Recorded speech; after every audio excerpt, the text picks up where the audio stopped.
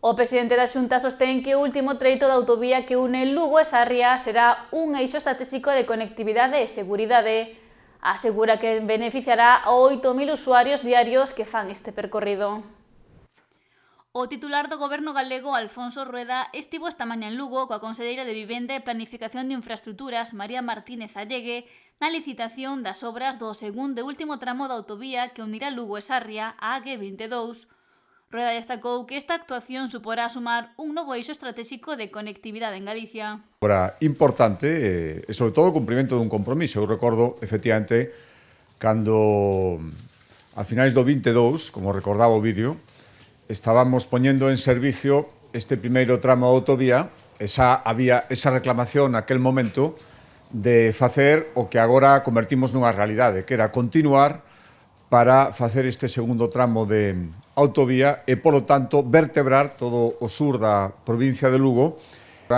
Facemos este segundo tramo, investimento entre as dúas fases, a que xa está en servicio e a que estamos a punto de adxudicar de moitas decenas de millóns de euros. Esta casi, como decía ahora o alcalde, casi 40 millóns de euros. O prazo de presentación de ofertas de empresas para esta licitación remata o 30 de xaneiro. O prazo de execución das obras é de 36 meses e prevese que se inicien as obras no segundo semestre do 2026.